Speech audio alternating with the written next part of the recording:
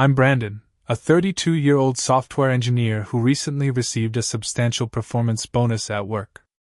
My relationship with my older sister Rachel has always been complicated, especially when it comes to money. But nothing prepared me for the day she demanded my entire bonus because she needed it more as a mother. The real shock came when my parents actually supported her claim. What followed was a quiet plan that would finally teach my family a valuable lesson about respect and boundaries they wouldn't soon forget. If you're watching this, drop a comment letting me know where you're tuning in from, hit that like button, and subscribe to hear how I handled this family drama that might just remind you of someone in your own life.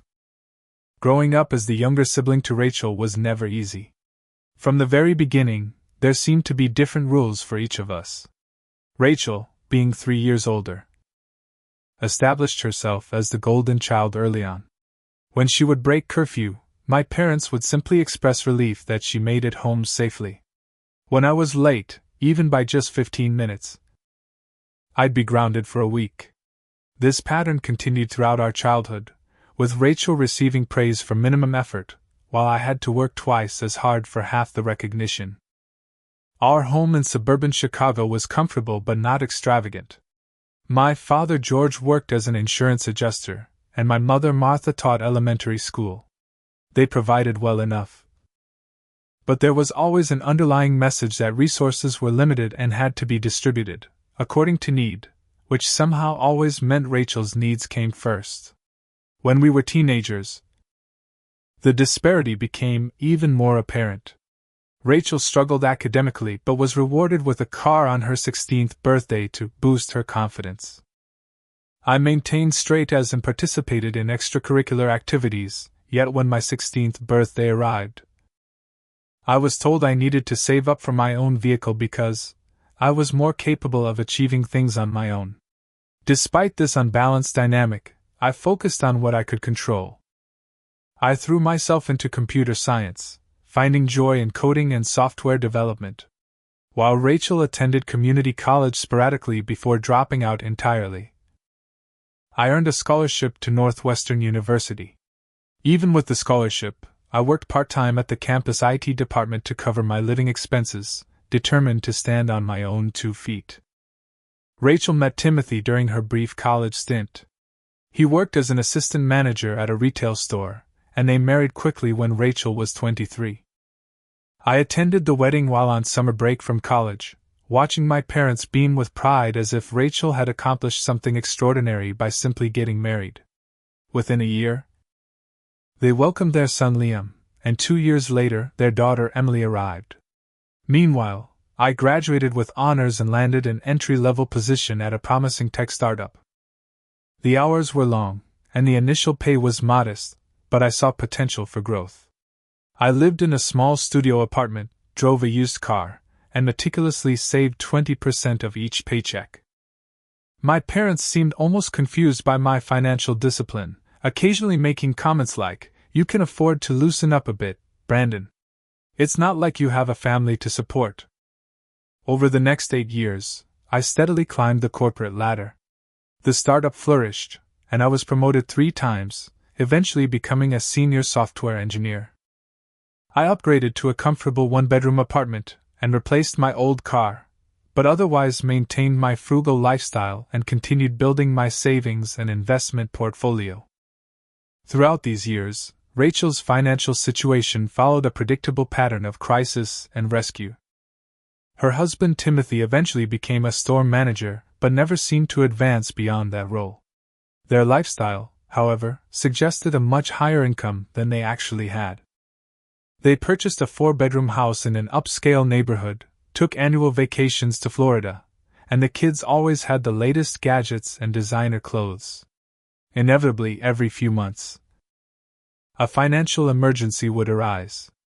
Their furnace broke in the dead of winter. Their car needed a new transmission.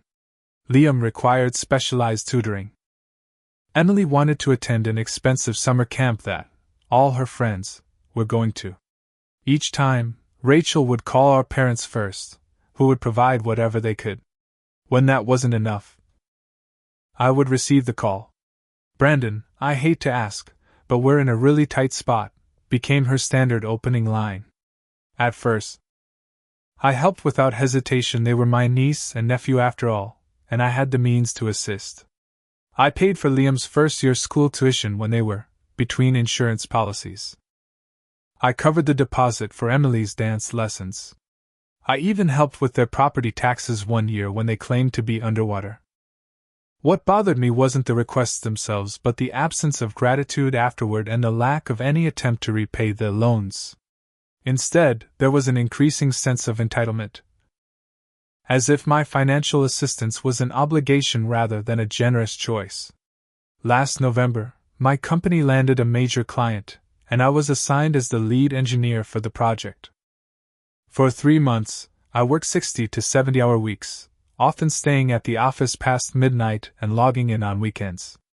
The project was challenging but rewarding, pushing me to develop innovative solutions to complex problems. When we successfully launched in February, the client was thrilled with the results. My boss Michael called me into his office on a Friday afternoon. "Brandon, your leadership on this project has been exceptional," he said, sliding an envelope across his desk. "The company wants to recognize your contribution with a performance bonus." I opened the envelope to find a check for $25,000, the largest bonus I'd ever received. I was ecstatic, already mentally allocating most of it toward my investment portfolio, with perhaps a small portion for a weekend getaway with my girlfriend Alicia, who had been incredibly supportive during the project crunch time. That weekend, I took Alicia out to celebrate at an upscale restaurant downtown. After dating for 2 years, she understood my financial philosophy and ambitions. She raised her glass in a toast to your hard work finally paying off. "I'm so proud of you, Brandon." It was during our regular Sunday dinner at my parents' house the following weekend that I made the mistake of mentioning the bonus. I wasn't bragging, simply sharing good news when my mother asked how work was going. The moment the words left my mouth, I noticed Rachel's expression shift. Her eyes widened slightly, and she became unusually interested in my work, asking detailed questions about the project and company performance, topics she had never shown interest in before. As we were helping clear the table, Rachel sidled up next to me. "That's amazing about your bonus, Brandon. You must be thrilled." Before I could respond, she added, "Liam's school is organizing an educational trip to Washington, D.C. this spring. It's such a great opportunity, but with Timothy's hours being cut back recently." She let the implication hang in the air. I nodded noncommittally and changed the subject, but I could feel her eyes on me for the remainder of the evening. On the drive home, Alicia squeezed my hand. "Your sister is already planning how to spend your bonus, isn't she?" I sighed, recognizing the familiar pattern beginning to unfold. "She'll probably call me in a few days with some emergency." Alicia's prediction proved more accurate than either of us expected. The performance bonus represented more than just money to me. It was recognition for countless late nights, skipped weekends, and the innovative solutions I'd developed for our clients' complex data management challenges. Our team had transformed an outdated system that was costing the client millions in inefficiencies into a streamlined, automated process that would save them 10 times our project fee within the first year.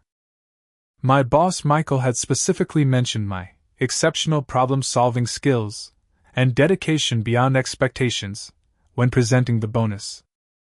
My colleagues had even taken me out for drinks after work, a rare show of camaraderie in our often competitive environment. To Brandon, the guy who made the impossible possible, my colleague Trevor had toasted, raising his glass while the rest of the team cheered. That night, Alicia and I celebrated properly at Montrose, an upscale restaurant we'd been wanting to try for months. The tasting menu cost more than I'd typically spend on a week's worth of groceries, but for once, I didn't feel guilty about the indulgence. We discussed how I would allocate the bonus $20,000 for my investment portfolio, $3,000 toward my emergency fund, and $2,000 for a weekend trip to the wine country that Alicia had been dropping hints about. "You deserve this, Brandon," Alicia said, her dark eyes reflecting the candlelight. Most people would blow the whole thing on something flashy, but you're thinking about the future. That's one of the things I love about you.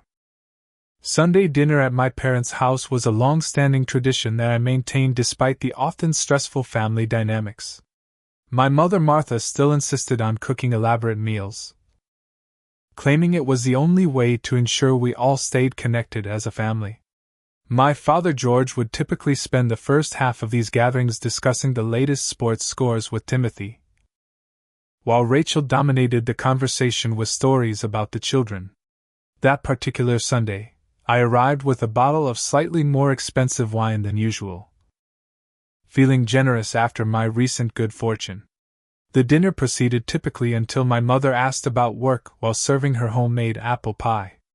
Actually, things are going really well, I replied, unable to contain my smile. We just completed a major project, and I received a performance bonus. The table fell momentarily silent. My father looked up from his dessert with raised eyebrows. That's great, son. Decent amount, was it? Before I could respond with an appropriately vague answer, Rachel interjected. How much was it, Brandon? Those tech companies can be pretty generous, right? I shifted uncomfortably in my seat. It was a good recognition for the work we put in. But how much? Rachel pressed, her fork pausing midway to her mouth. 25,000, I finally admitted, immediately regretting the disclosure. Rachel's eyes widened. Wow. Must be nice. Meanwhile, Timothy's store is cutting back everyone's hours to avoid paying benefits.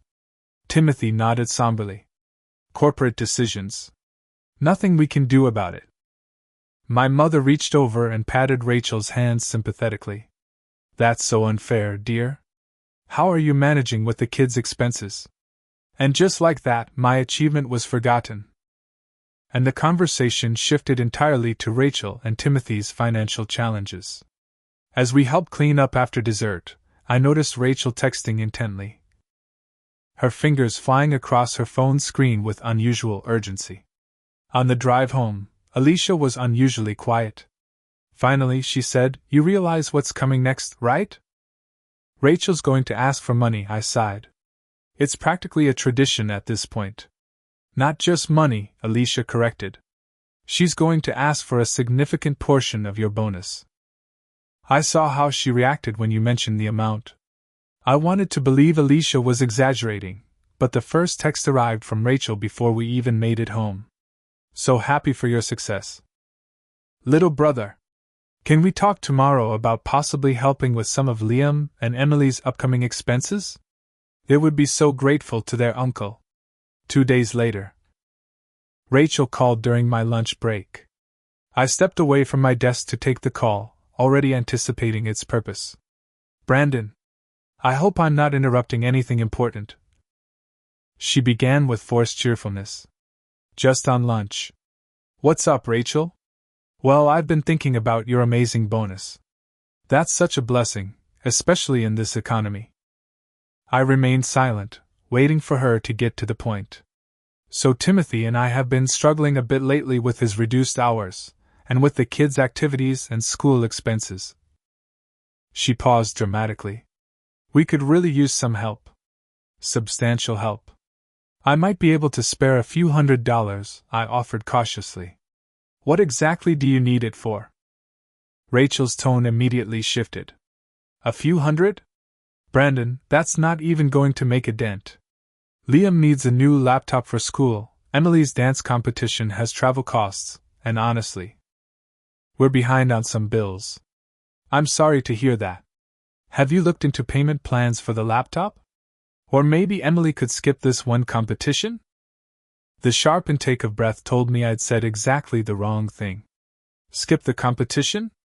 Do you have any idea how devastated she would be? This is her passion, Brandon. Just because you don't have children doesn't mean you can't understand how important these things are. I tried to redirect. How much are you actually asking for, Rachel? There was a moment of hesitation before she replied.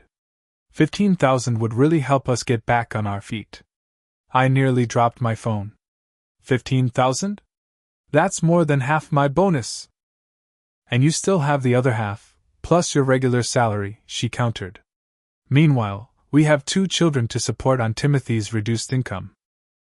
It's not like you have the same expenses we do. No offense, but your lifestyle is pretty simple. That's by choice, I said, feeling my blood pressure rising. I work hard for my money. And I save it for my future. And what about Liam and Emily's future? Rachel's voice took on the wounded tone she'd perfected over years of getting her way. I thought you cared about your niece and nephew. I do care, but that doesn't mean I'm responsible for their expenses. You and Timothy are their parents. Wow, Rachel said coldly. I never thought my own brother would be so selfish. You're sitting on a windfall while we're struggling to make ends meet. Mom and Dad raised us to believe family helps family. I have helped Rachel multiple times. But $15,000 isn't helping, it's subsidizing. You know what? Forget it. I'll just tell the kids that Uncle Brandon doesn't think their education and activities are important. I'm sure they'll understand. Before I could respond, she hung up. I sat in the stairwell of my office building, staring at my phone in disbelief. The conversation had escalated far more quickly than I'd anticipated, and the amount she'd requested was staggering. But something told me this wasn't the end of the discussion, it was only the beginning. The following evening, my phone rang just as Alicia and I were finishing dinner. Seeing my father's name on the caller ID, I felt a familiar knot form in my stomach. I briefly considered letting it go to voicemail, but knew that would only delay the inevitable. Hi, Dad. I answered, trying to keep my tone neutral. Brandon, he began, his voice carrying that specific gravity he reserved for serious discussions. Your mother and I would like you to come over tomorrow evening. There's something important we need to talk about as a family. Is everything okay?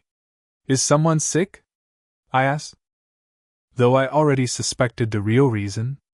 Everyone's fine health-wise, he replied cryptically. Just be here at 7, all right? After hanging up, I filled Alicia in on the conversation. They're going to ambush me about Rachel's money request, aren't they? Alicia nodded grimly. Want me to come with you for moral support? No, but thanks. I think I need to handle this one on my own. The next evening, I pulled into my parents' driveway with a sense of dread. The house looked exactly as it always had, the same neatly trimmed hedges, the same faded welcome mat, the same porch light that flickered slightly. Yet somehow, it felt less like coming home and more like walking into a negotiation. My mother answered the door with a tight smile that didn't reach her eyes. Brandon, come in. We're in the living room.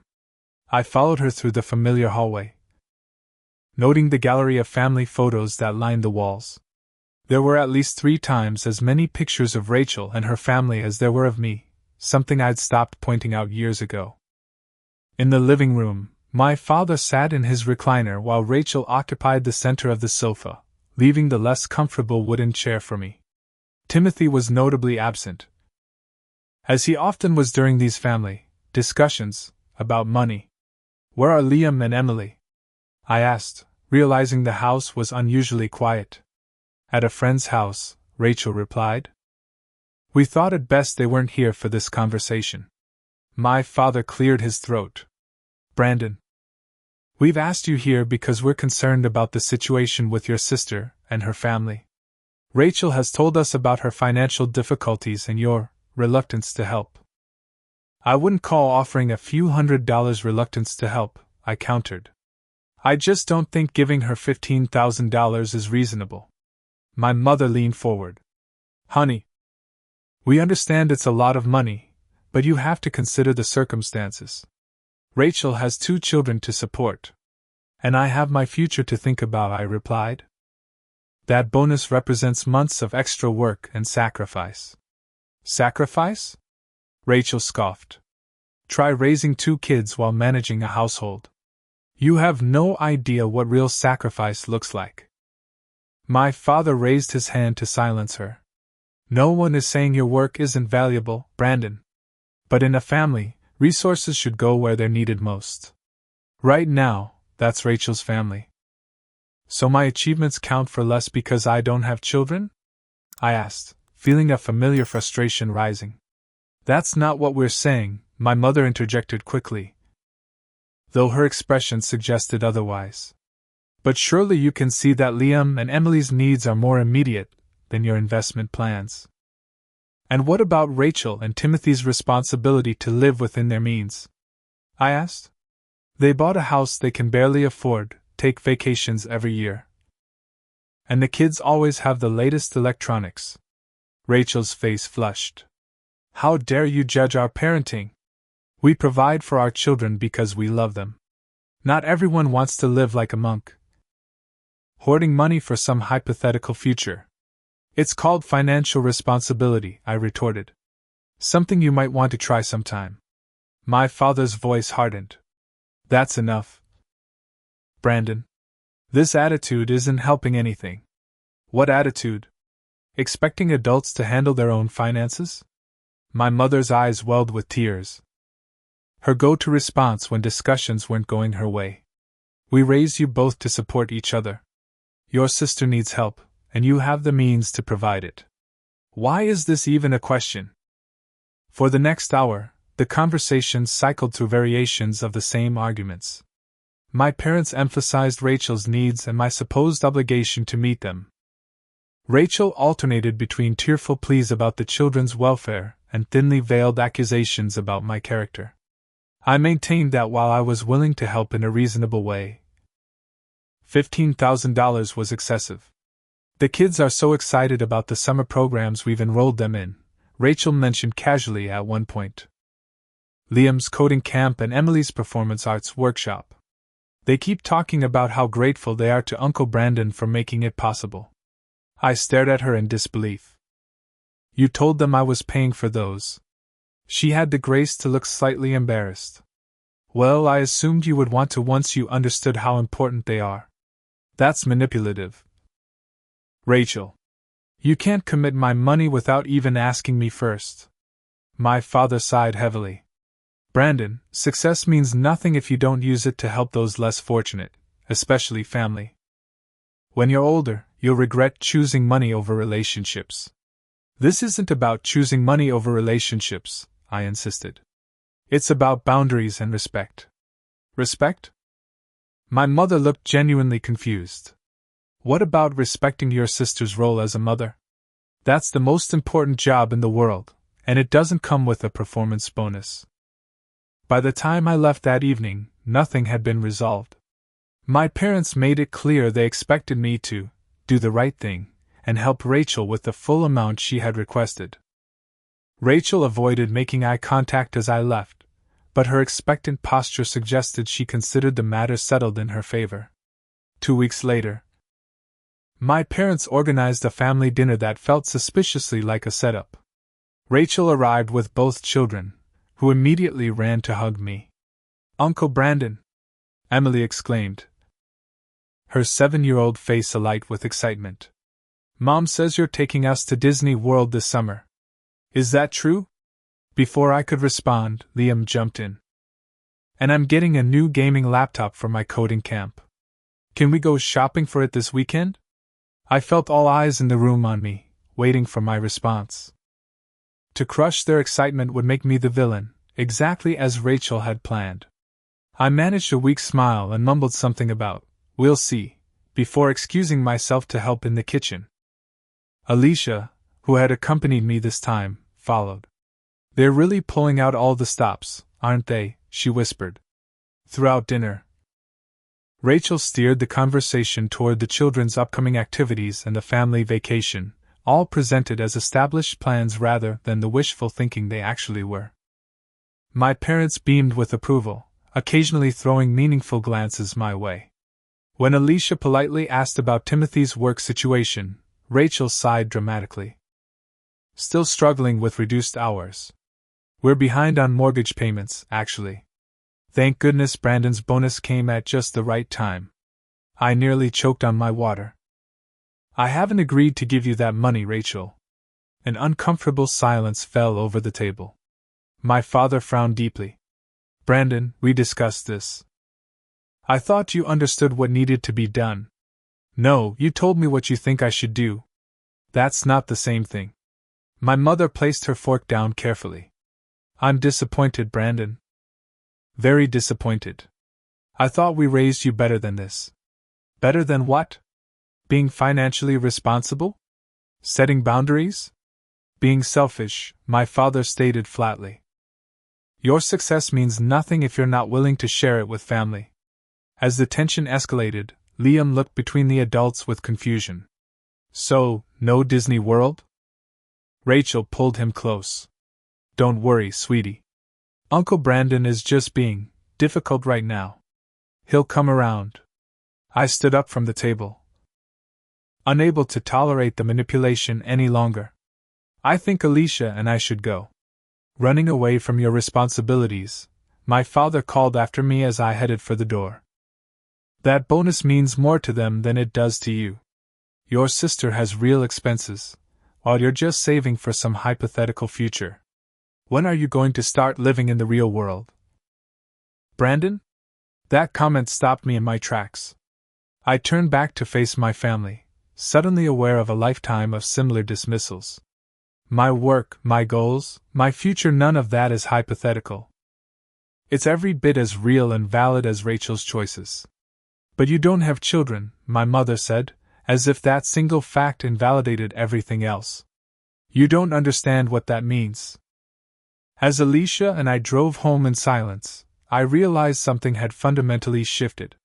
The family dynamic that had frustrated me for years had finally revealed itself in its most explicit form. My life choices would always be considered less valuable because I had chosen a different path than my sister. The morning after the disastrous family dinner, I woke up feeling emotionally drained but strangely clear-headed.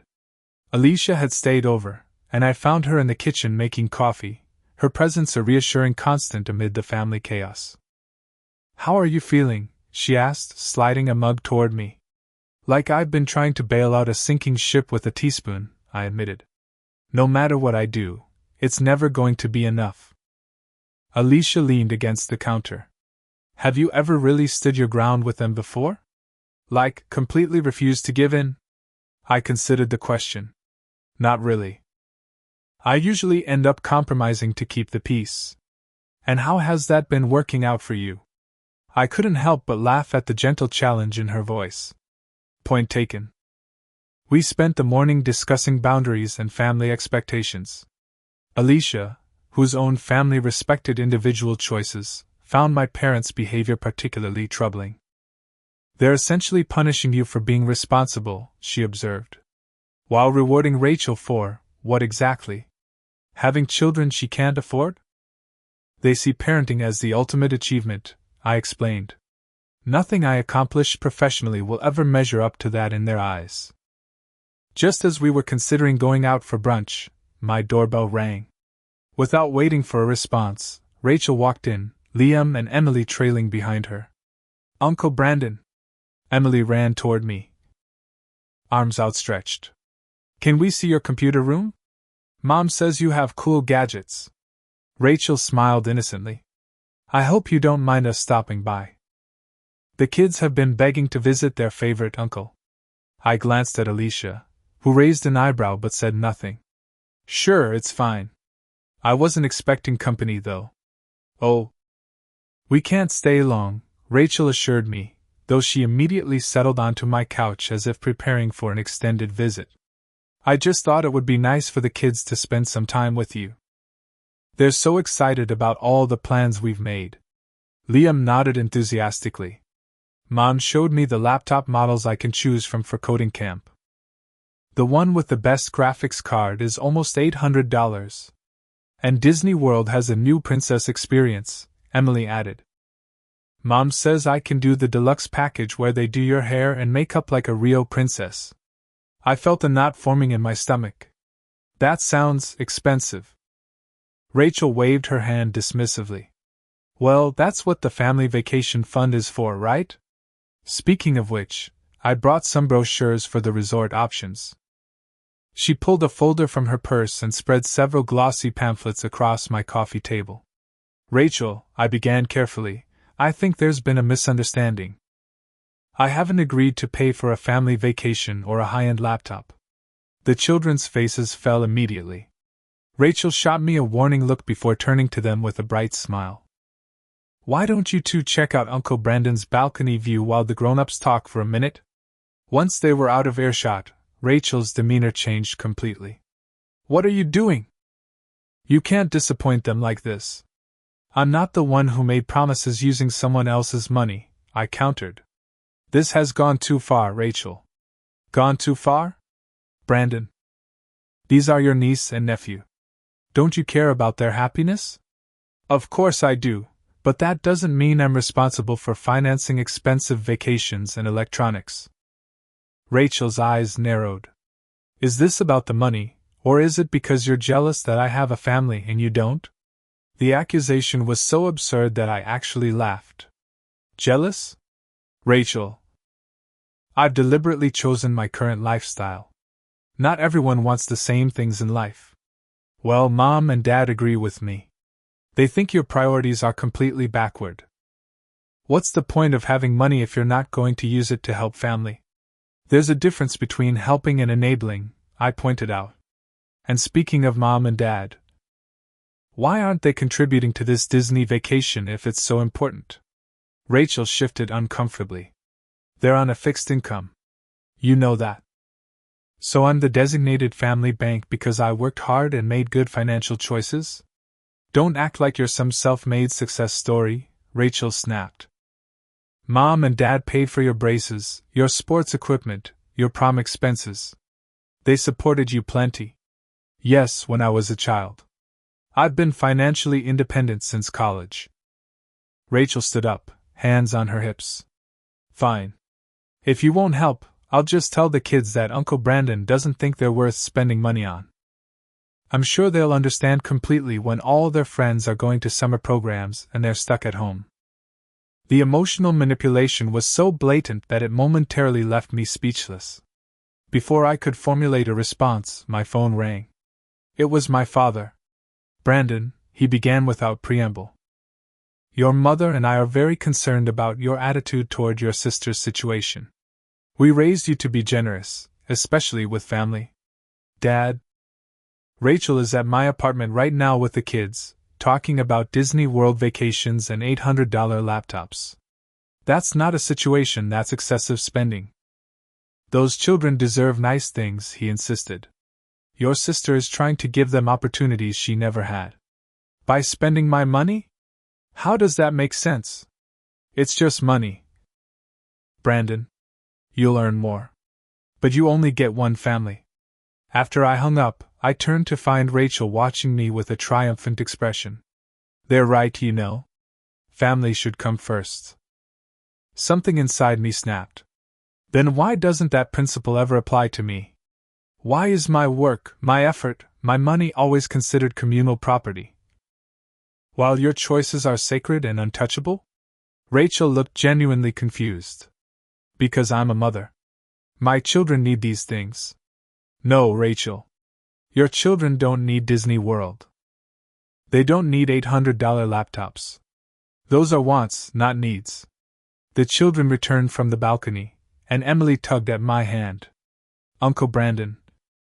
When are we going shopping for my princess dress for Disney? I looked down at her hopeful face, then at Rachel's expectant expression, and realized I was being cornered from all sides. Emily. Sweetheart, I think there's been a mix-up. I haven't actually made plans for Disney World. Emily's lower lip trembled. But Mom said. Rachel quickly intervened. What Uncle Brandon means is that he hasn't made the specific plans yet. Right, Brandon? Her eyes carried a clear warning. I looked between the hopeful children and my manipulative sister and felt a profound weariness. We'll talk about it later, okay? After they left. Alicia held me as I processed what had just happened. She's using her children as emotional leverage, she said quietly. That's a new low.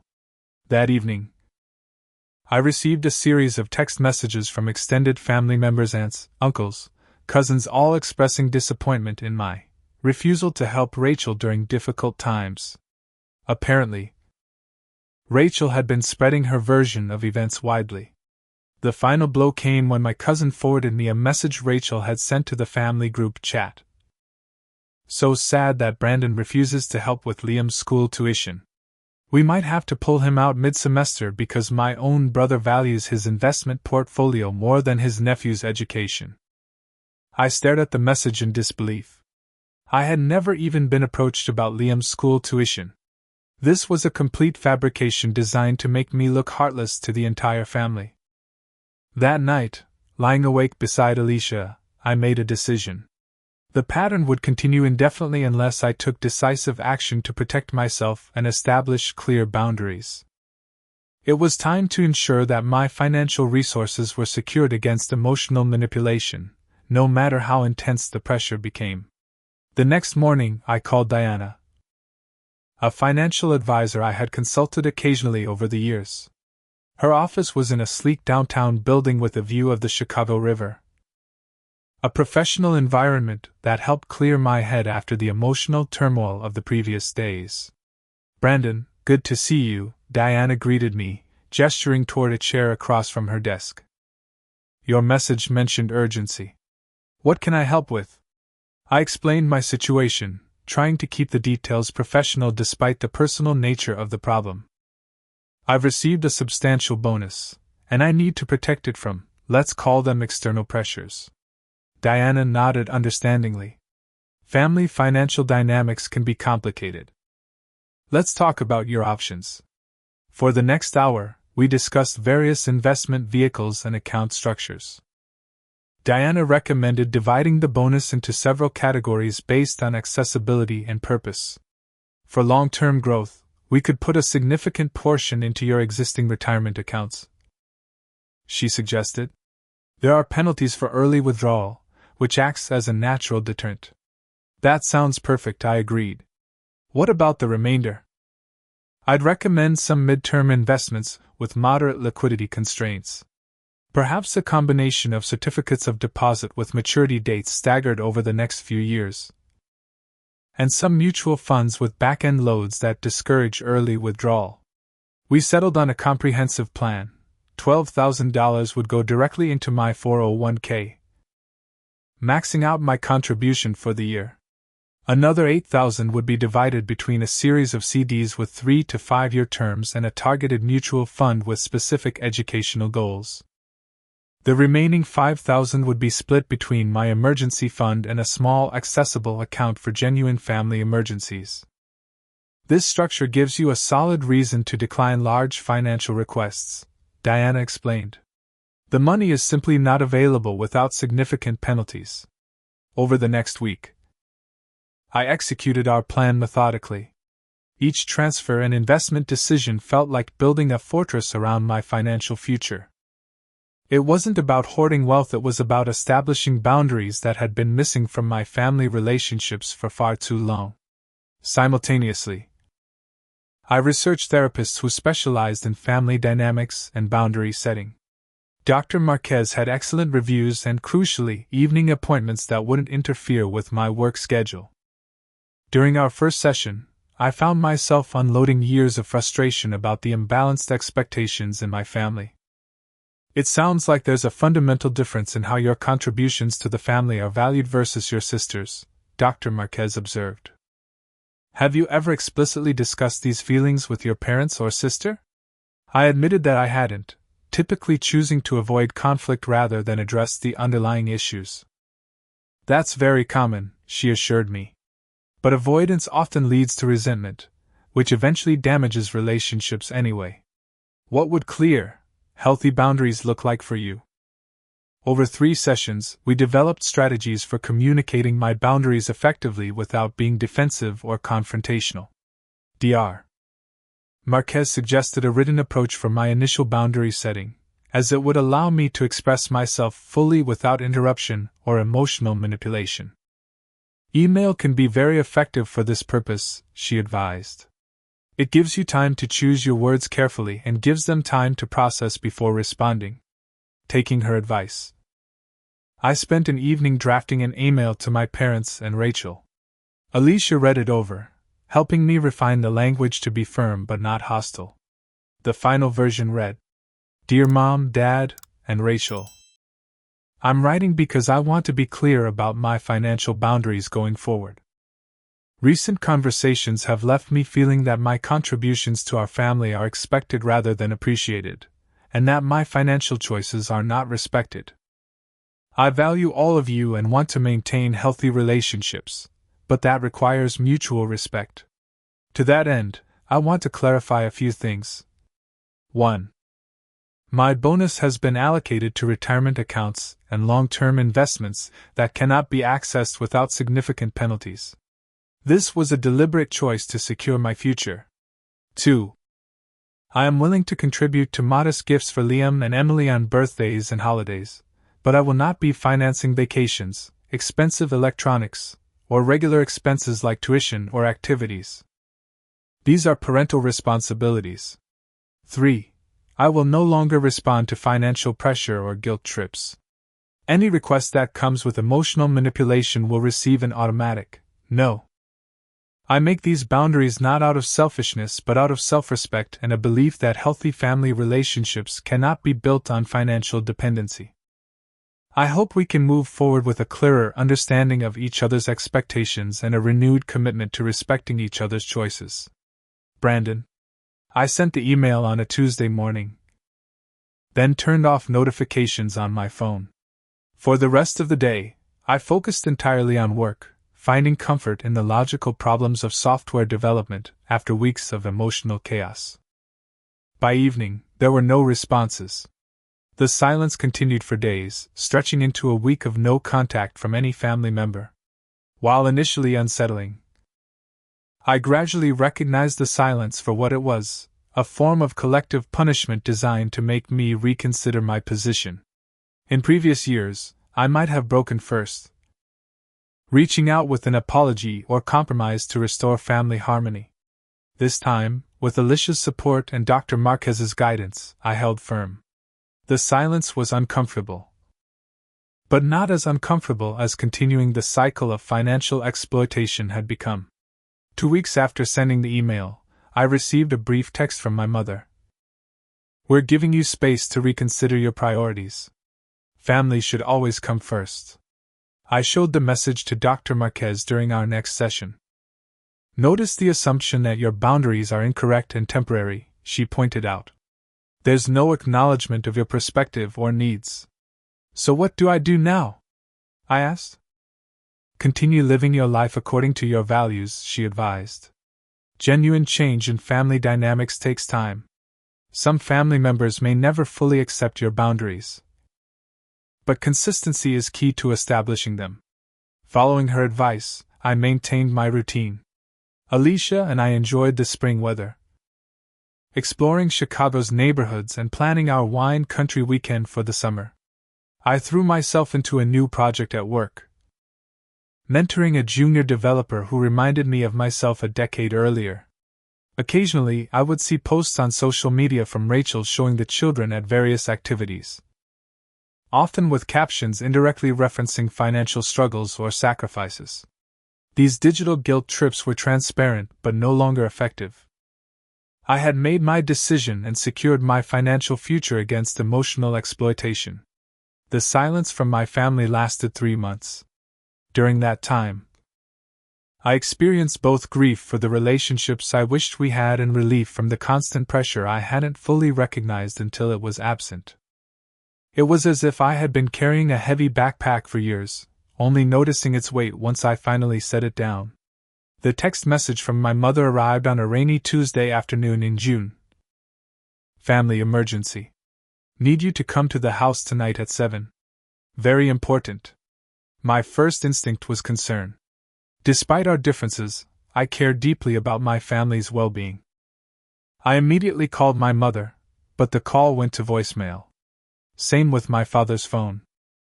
A quick check of social media showed Rachel had posted a picture of the children at a park just hours earlier, suggesting no immediate health crisis.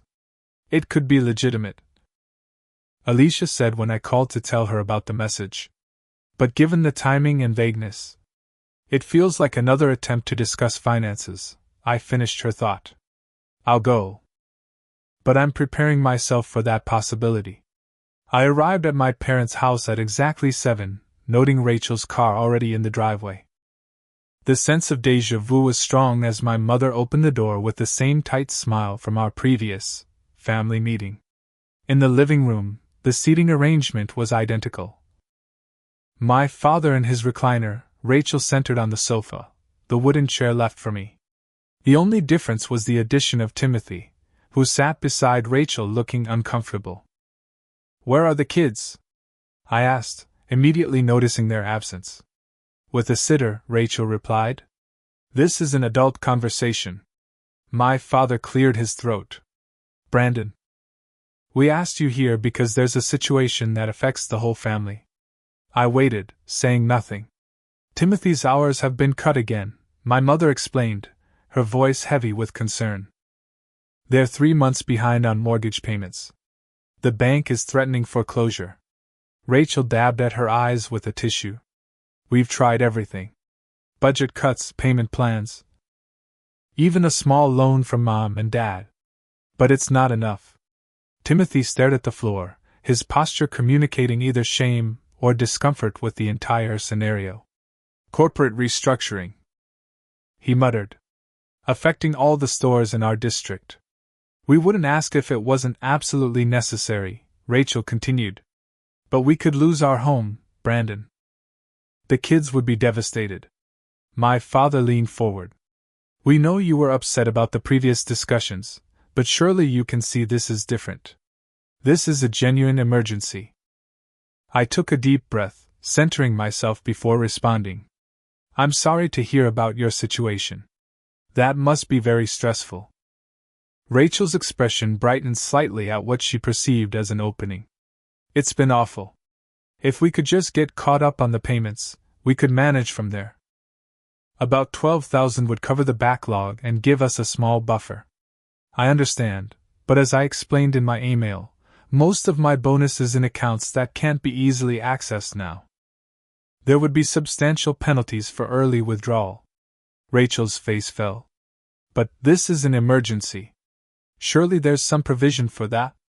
Not without significant financial loss. Which wouldn't benefit anyone." My mother's eyes narrowed. "Are you saying you won't help your sister keep her home? Where your niece and nephew live?" "I'm saying I can't access those funds without major penalties. That's the reality of the financial decisions I've made." "I don't believe you," my father stated flatly. "No investment is that restrictive. You're just using that as an excuse." "It's not an excuse. It's a legitimate aspect of retirement accounts and certain investments. You can ask any financial advisor." Rachel suddenly stood up, her composure cracking. "Stop lying. You're punishing us because you're angry about the bonus discussion. These are your flesh and blood family members we're talking about." Timothy placed a hand on her arm. "Rachel, maybe we should look at other options. My parents mentioned possibly helping with a loan." She shook him off. "No. Brandon has the money. He's just being stubborn and selfish. I have a small emergency fund," I offered, maintaining my calm. "I could contribute 3,000 toward your mortgage situation. That's what I can access without penalties." 3,000? Rachel scoffed. "That's nothing. Your bonus was $25,000. What did you do with all of it?" "I invested it, as I told you I would.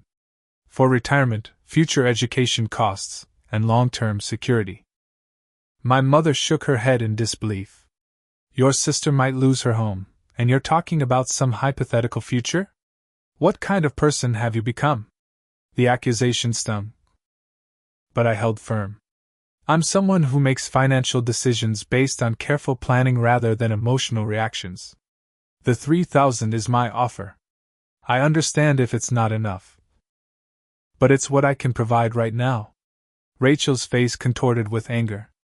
"Then you can forget about seeing Liam and Emily again. I won't have them around someone who cares so little about their well-being. Using your children as leverage is manipulative, Rachel. It doesn't change my financial reality." My father stood up, his expression severe.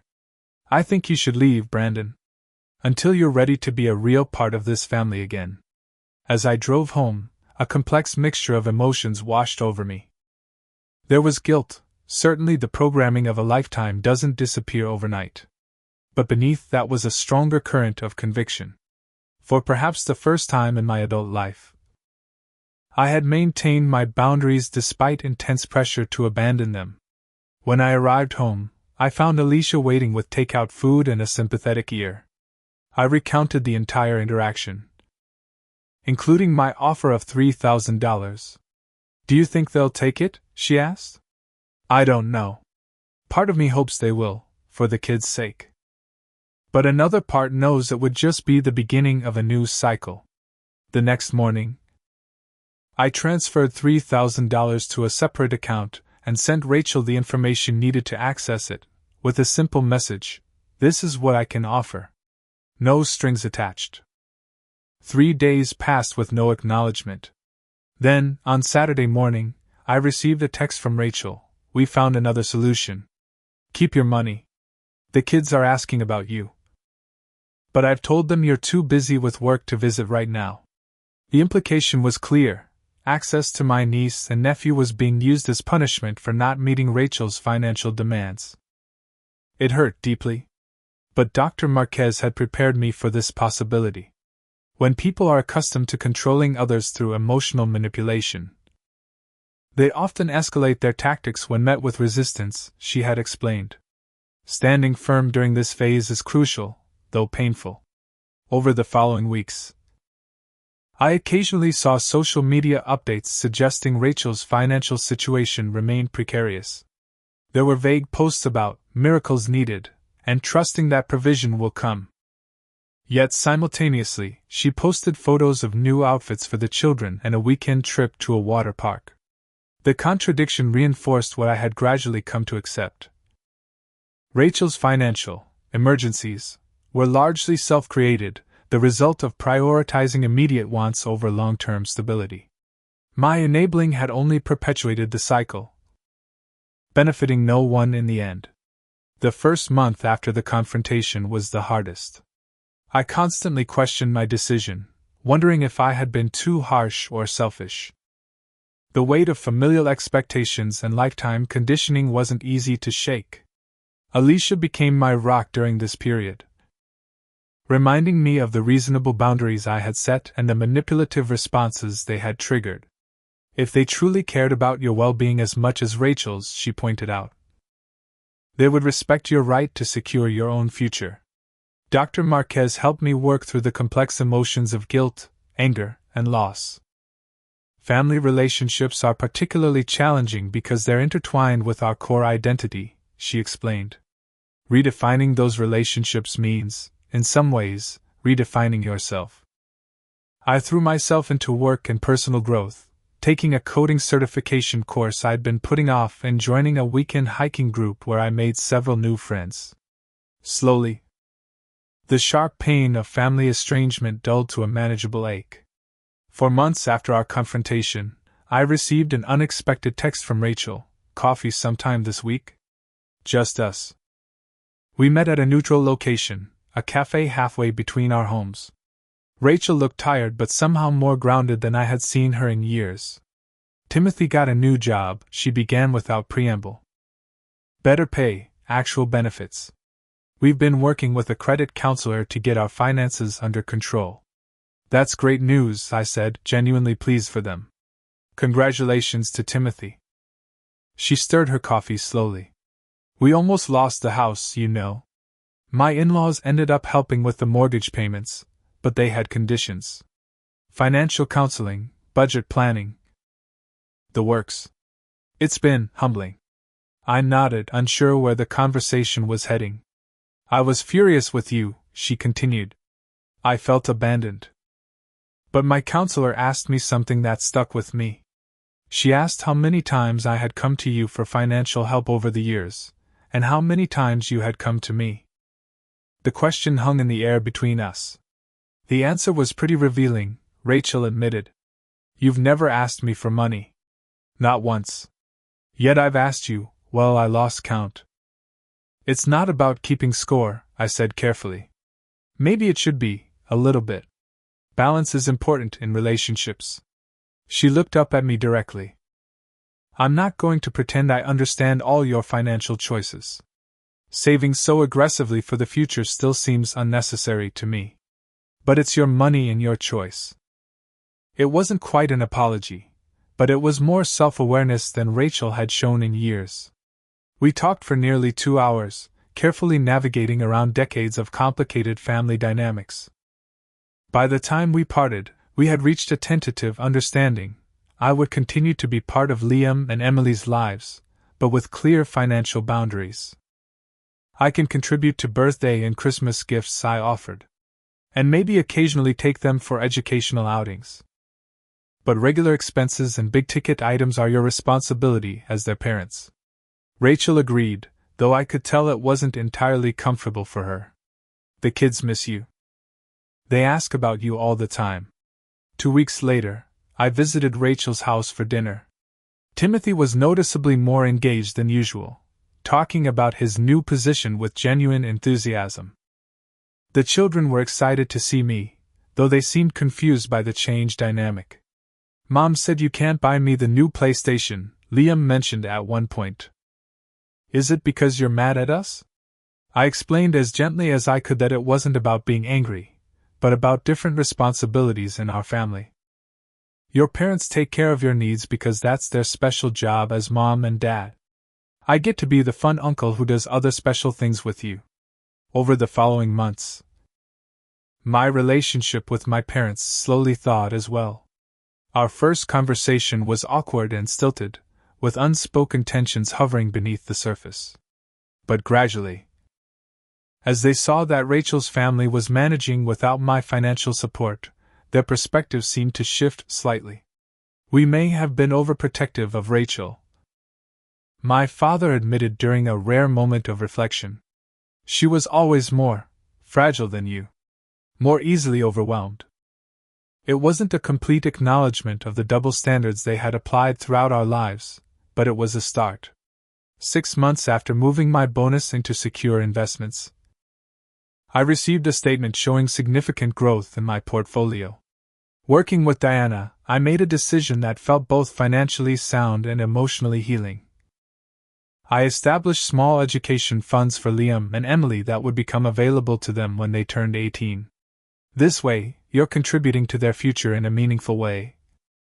But on your terms, Diana noted. And it reinforces the value of long-term planning.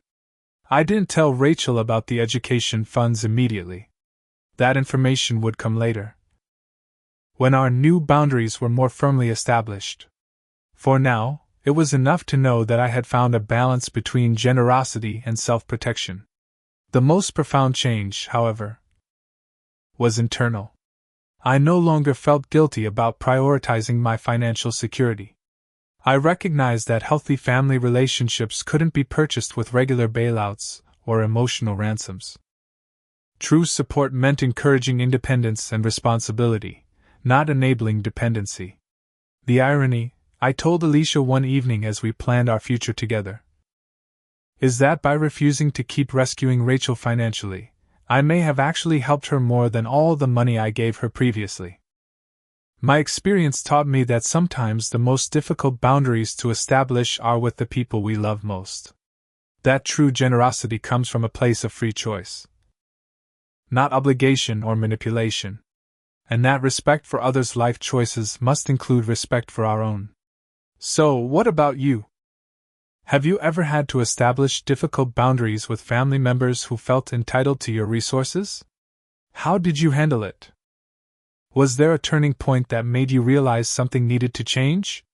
Drop a comment below to share your experience. And if this story resonated with you, please hit that like button, subscribe to hear more real-life stories, and share with someone who might be struggling with similar family dynamics. Remember, setting boundaries isn't selfish, it's necessary for healthy relationships. Thanks for listening to my story, and I wish you strength and clarity in your own family journey.